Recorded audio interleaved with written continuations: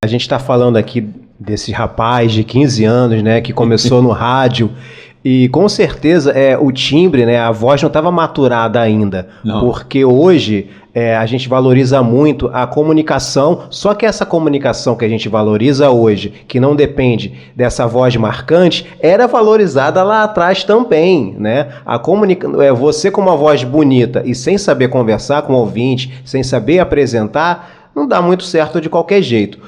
Em que momento assim você se tocou para isso e começou a desenvolver? Foi no dia a dia mesmo, nessa coisa de ter que fazer todos os programas? Foi na prática? Foi na marra, como eu digo assim, vai fazendo aí, você tem que fazer, o ouvinte tem que estar ouvindo, tem que gostar para ter anúncio aqui na rádio. E aí a gente foi aprendendo. Uma preocupação que eu tinha era de tentar falar grosso. Por quê? Hoje não precisa, Sim, Cláudio. sim. Hoje qualquer um pode falar. Mas naquele tempo, há 60 anos atrás, você tinha que ter o chamado registro vocal grave, ou você não falaria em lugar nenhum do Brasil. E tinha que ter voz grossa, voz de locutor, chamava voz de locutor, voz de homem, aquela voz assim e tal, para passar respeito, impor e tal. Aí, meu amigo, eu sei que essa história de forçar a voz me levou para uma cirurgia das cordas vocais com 21 anos, 22, eu comecei a falar rouco direto, minha voz saía rouca. Eu tive que fazer uma raspagem nas cordas vocais, o médico explicou, foi aquela forçação de barra lá atrás que você fez e essa história de fumar, que eu fumava muito na ocasião. E é isso, então, mas tinha que ter voz bonita, senão você não se ajeitava não. E eu sempre fui um admirador de vozes bonitas, de homem, de mulher. Sem dúvida. Eu fui criado ouvindo rádio, porque não tinha televisão. Sim. E lá na minha casa foi ter televisão quando eu tinha 15, 16 anos. TV preto e branca, standard, um negócio horrível de válvula, mas uma alegria quando eu vi aquilo, lá cheio de chiadinho. Mas, então, eu desde menino ouvi rádio, sempre ouvi rádio. Eu tinha meus ídolos, eu era fã de Luiz Jatobá, eu ouvia Luiz Jatobá falando na Rádio Mairink Veiga, uma coisa linda. Eu ouvi um programa chamado Pergunte ao João, na Rádio Jornal do Brasil, 940 quilociclos, agora depois de quilohertz, 940, Rádio Jornal do Brasil AM, não existiu FM não. Era de 11 a meio-dia com um sujeito chamado Jorge da Silva, que ninguém sabia por esse nome, só conhecia o Majestade, que era uma voz 35 mil vezes mais grave que a minha, e linda, a voz linda. Ele apresentou o Jornal Nacional da TV Globo, lá no princípio do Jornal Nacional, quem fazia era o Majestade, era um negro, bem gordo, sabe? E ele era chamado Majestade porque o apelido dele era Majestade e ele era conhecido assim porque ele só tratava as pessoas como Majestade. Então, assim, mas aquele vozeirão, como vai, Vossa Majestade? Nossa, que maneiro. Ele via uma criança e ele sorria, como vai, essa Majestade? Então, o pessoal começou a chamar o Jorge de Majestade e ele fazia o programa com a Anita Taranto, que, meu Deus, uma voz linda, sabe?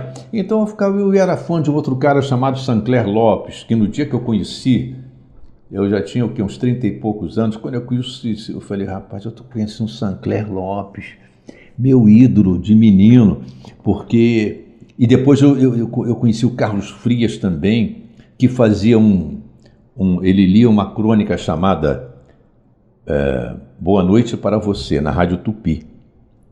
Era de 18h55 às 19 horas, assim que ele acabava e dizia assim, é por isso que eu lhe dou hoje o meu boa noite para você.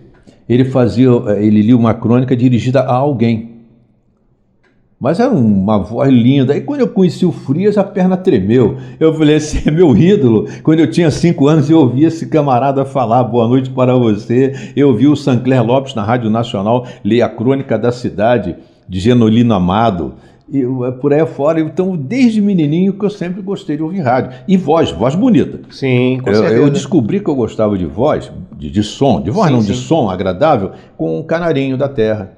Eu tinha um canarinho da terra, que eu nunca gostei de passarinho preso, mas esse eu tinha porque eu ganhei de uma pessoa assim muito especial. Eu devia ter uns 9, 10 anos. Esse canarinho, eu gostava muito de ouvir valsas de Strauss e tal. Aí eu botava valsa, o canarinho não parava um instante de cantar. Ele cantava, Canarinho cantava. Aí eu tirava o som, ele parava de cantar e ficava assim, com aquele jeito de assim, você tirou por quê? Aí ele ficava calado, ele não cantava. Aí eu botava a música de volta e ele começava a cantar. Aí eu botava um rock maluco, Sim. Ele não gostava muito não, ele ficava meio assim, ficava para lá e para cá. Mas quando eu colocava uma valsa, uma música mais suave assim, o bichinho cantava. Aí eu falei, rapaz, eu acho que o ser humano é assim, eu acho que eu sou assim, eu gosto de ouvir algo que me agrade. Me agradando, eu fico ouvindo a vida inteira. Com certeza, com Não certeza. é? Então, quando eu comecei a falar, certamente que toda essa minha vida de ouvinte, desde da minha mais tenra infância, pesou. E agora, Mário, eu tô pensando aqui, né? Às vezes a gente não tem a noção de onde a gente está chegando através das ondas do rádio.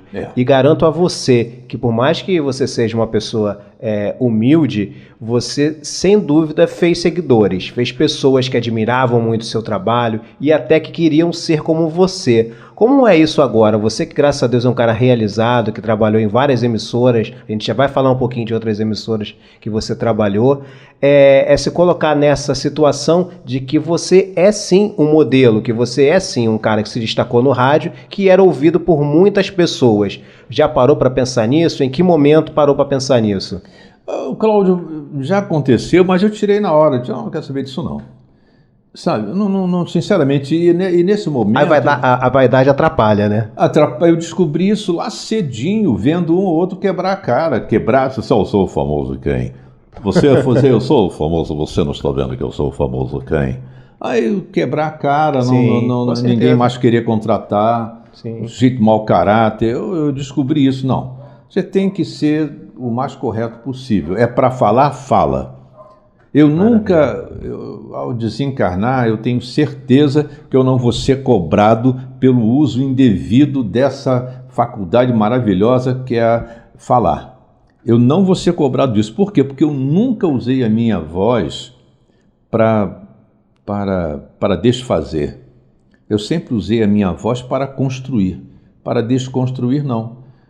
Eu tinha um problema sério, não condeno quem sempre fez, tem gente muito famosa, gente que se fez no rádio com esse tipo de programa, mas para mim me incomodava. Aquele programa de fim de noite, para dor de corno. Aquele programa é infalível, aquele tipo de é infalível. Você pega o sujeito, mas pega o sujeito fragilizado num momento muito delicado dele e por aí afora. Então eu dizia, eu não quero isso não vou usar minha voz para isso não, porque de repente eu pego alguém de mau jeito, o sujeito vai e se mata. Verdade. Que já está numa pior danada, Deus me livre. Não, eu tenho que fazer o contrário, eu tenho que pegar esse camarada que está na pior e ver se alegra esse camarada, ver se joga esse camarada para cima um pouquinho. E se energeticamente você não tiver nessa vibração de construir, facilmente você vira objeto de destruição, principalmente com o dom, né? Da voz, da locução, da comunicação. Com o dom da voz, é isso mesmo, com o dom de falar. Sim. Meu Deus, tem muita gente famosa aí que foi por esse caminho. E se perdeu. Eu não sei como é que anda essa gente, mas, sabe, eu procurei nunca fazer isso.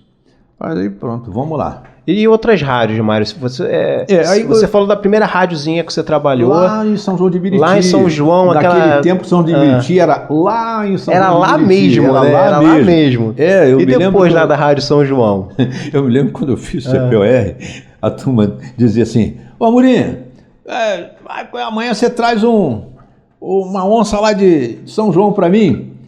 Aí eu dizia, peraí, eu vou falar aqui, né? Porque tá à vontade, posso falar? Pode, claro. Não, eu vou ver porque as onças de lá da minha terra não se estão com os veados daqui do Rio. Perfeito. Aí era o que eu mandava, era aí. Mas era São João de Meriti. Catucou a onça com vara curta, é isso mesmo, pô. São João de Meriti era lá em São João de Meriti.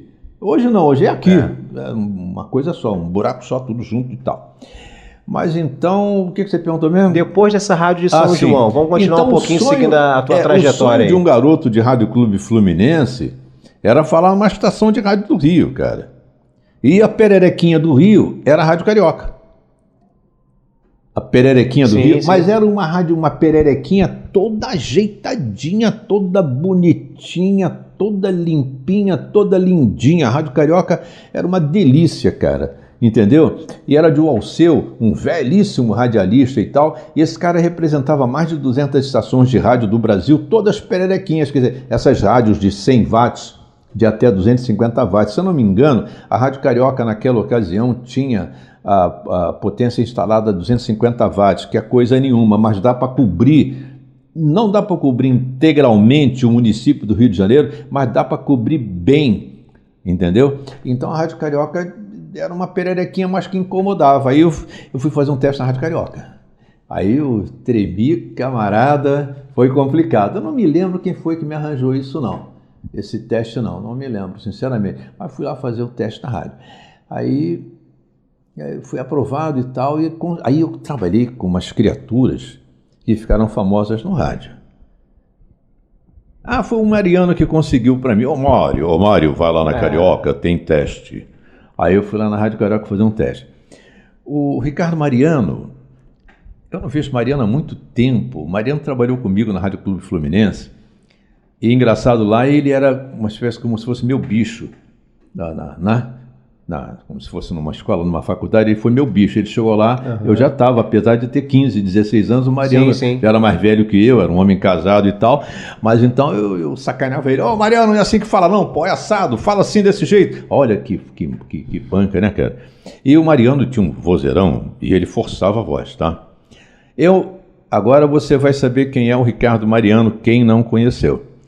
Versão brasileira, Herbert Richards. A maioria dos filmes do Herbert Richards, quem faz a apresentação é o Ricardo Mariano. Não sei se Mariano já desencarnou, uma figura muito querida do meu coração. Mas aí existe uma grande possibilidade essa gravação nossa, que está chegando até ele, né? Hoje em dia a gente tem essa facilidade de estar podendo abraçar um amigo à distância, não só em pensamento, mas também através das tecnologias. Mariano, um beijo no coração, irmão. Por aí. Eu te amo muito. Aí lá na Carioca, eu trabalhei com o Mariano, que fazia o horário da manhã, com o Sarmento, não me lembro e tal. Aí depois eu pegava uma e até às 4 e entrava um camarada, rapaz, chamado Arlênio Lívio. Arlênio tem história no rádio, você nem imagina. Arlênio, durante muitos anos, foi da Rádio Nacional do Rio de Janeiro. A turma toda conhecia o Gerson, então eu conheci o Gerson porque foi o camarada que o Weber me disse, bota esse cara, que ele vai resolver teu problema que você tem aí. Eu digo, eu não tenho problema, eu quero uma solução. Ele falou, vai resolver. E o Weber falou, Mário, o pessoal elogia demais esse quadro com o professor Gerson, Mário. Pô, Mário, você foi na ferida. Aí um dia o Gerson me confessou o seguinte, falou, Mário, o debate na Rio... Sim, que está no ar até hoje, com outros apresentadores, né? Então, deixa eu olhar para cá. O debate na Rio começou assim. Ele falou assim, eu vou levantar a dúvida e quero que os debatedores coloquem a sua posição de conhecimento doutrinário sobre a dúvida que eu estou levantando, que é uma dúvida de momento. Sim. É um fato do momento, é o fato jornalístico perfeito, tratado à luz da doutrina dos espíritos. Ele falou isso para mim, Mário, não tem mistério, o debate na Rio começou com aquela história de você ligar para mim, professor Gerson, por que o sujeito lá da fábrica de cimento mandou sacrificar as crianças para o demônio, para que a fábrica de cimentos não falisse? O que é isso? Tem alguma... Essas crianças que foram sacrificadas... Mas isso foi história mesmo, né? É verdade. Isso é fato jornalístico. Não, você não era nascido, eu acho. Mas é verdade, aqui no interior do estado do Rio, o sujeito, dono da fábrica de cimento, ele sacrificou crianças em ritual de magia negra para que a fábrica não falisse. Aí eu perguntei, essas crianças têm alguma coisa a ver? Elas devem alguma coisa nessa história toda? Por que elas são sacrificadas se são inocentes? Sim. Aí ele vinha com aquelas explicações todas. Aí eu botava a casca de banana. Um dia ele falou assim para mim, fora do ar, Mário, você tem que pegar de leve de vez em quando. Você pega pesado aí que eu tenho que puxar pela memória. Eu digo, mas você sabe. Ele riu e falou, eu sou ajudado também. O Gerson era um cara muito humilde. Eu sou ajudado, aquela pose dele, aquela pose que tinha aquela pose assim marrento e tal, mas ele é uma criatura muito doce. Muito doce, né? Muito doce, ele é o muito que todos humilde. falam. Eu sinto como se eu conhecesse o seu Gerson, cara. Não, ele tinha aquela marra toda, aquele jeito, aquela pose dele assim, mas é a pose do líder natural mesmo. É a pose dos tempos lá de antigamente. Sim. Ele um dia falou para mim assim, eu fui aquele centurião. O Gerson desencarnou e eu não perguntei qual dos centuriões que ele foi, rapaz. Eu disse, o Gerson, que centurião que você foi? Aquele que pediu para o servo? Qual deles? Teve 3 ou 4 centuriões. Aquele que levou Jesus lá para a cruz? Quem foi o centurião? Porque ali teve, na história de Jesus, tem 3 ou 4 centuriões que aparecem mesmo ali. Aí ele falou, eu sou o centurião. Eu falei, ainda bem que você se salvou, cara. Ele riu, falou, Mário, é isso mesmo? Nós estamos aqui caminhando. Eu digo, vamos embora. Então tem isso. Aí depois da Rio de Janeiro, quando eu saí assim, eu sumi. Aí não sei como é que foi. Eu fui parar na Rádio Manchete, rapaz. Não sei como é que foi. Rádio Manchete. Na Manchete. Essa história da Manchete é resquício ainda da Rádio Federal. Porque a Rádio Federal se transformou em Rádio Manchete. Sim, sim. E o diretor da Rádio Federal, o diretor-geral, era um menino jovem, menino ainda, e já na Manchete, passado alguns anos, já era um homem, já chamado Carlos Sigelman. E a Rádio Manchete estava com a TV Manchete no ar, ali no prédio, ali na Glória, a todo vapor, TV Manchete, uma maravilha, tudo de primeira. Uma máquina, né? Era. Aí ele me chamou lá para fazer um programa, eu fazia o programa gravado, era de 11 à meia-noite, gravado somente sobre samba e tal. É isso. Aí fiquei lá na Manchete mais ou menos um ano. Lá na Manchete, quem trabalhava comigo na linha, na grade, trabalhava o Roberto Canásio. Sim, trabalhei com o Canásio programa também. De 9 a meio-dia. E tinha um menino da Rádio Tupi, foi famoso na Rádio Tupi, fez a madrugada durante muitos anos na Rádio Tupi depois. Oh, meu Deus do céu. Fernando Sérgio? O Fernando. Está em Portugal, o Fernando Sérgio, nosso amigo. O Fernando fazia até às 9 horas. Era de 6 às 9, parece. O Canásio fazia de 9 a meio-dia. Depois, um camarada que eu adorava ele. Esse cara eu conheci na Rádio Federal. Uma gente boa, esse foi vereador lá em São Gonçalo, Arildes Cardoso. Arildes, durante muito tempo, foi da Rádio CBN, não, da Rádio Eldorado. A Rádio Eldorado, a tal da rádio lá que o Paulo Cury disse que o Roberto Marinho tinha roubado o canal dele. Entendeu? A Rádio Eldorado, o Arildes era era locutor na Rádio Eldorado e tal. E fazia, depois foi para Manchete, fazia Manchete à tarde. Aí depois à noite, não me lembro quem era, mas eu estava com essa turma aí. Só não conheci pessoalmente nem o Fernando, nem o Canásio, mas eu trabalhava na linha né? Com eles. Sim. Mário, o papo tá muito bom. Por mim, eu ficava aqui até mais tarde contigo, mas eu quero te deixar à vontade para contar mais alguma história ou a gente deixar alguma coisa para um próximo episódio. Deixa no ar. Vamos deixar o próximo episódio? Então, deixa no ar. Então vamos deixar no ar. Quero agradecer aqui o meu amigo Mário. Gente, muito feliz de estar recebendo um rapaz jovem, em espírito, né, que tem muito a contribuir para a comunicação geral, não só pelo rádio. Está aqui no meu estúdio, na minha casa, me dando esse prazer, essa alegria. Poxa, obrigado mesmo. O prazer é meu. Aquele abraço, meu irmão. Atenção, vocês estão assistindo algo inédito. Eu nunca fiz isso na minha vida. Não gosto da minha imagem, não gosto que a minha imagem apareça. Nunca gostei, entendeu? Eu gosto de ouvir a minha voz, é interessante, né? A minha voz eu gosto de ouvir. Mas aí é que tá. Mas a imagem eu nunca... A mamãe gostaria de ver isso. Sem dúvida. Minha mãe, minha avó. Mas é a confiança, né, em mim, modéstia à parte. Eu sempre tento conduzir as coisas com responsabilidade, carinho, respeito. E em cima disso você está me dando essa oportunidade aqui. Mário, muito obrigado. A primeira vez. É a primeira vez, nossa, muito. E aparece a minha imagem. Sensacional, muito obrigado, sensacional. Deus te abençoe e sucesso para você. A todos nós. Obrigado, pessoal. Até o próximo programa. Aquele abraço. Tamo junto. A paz do Senhor.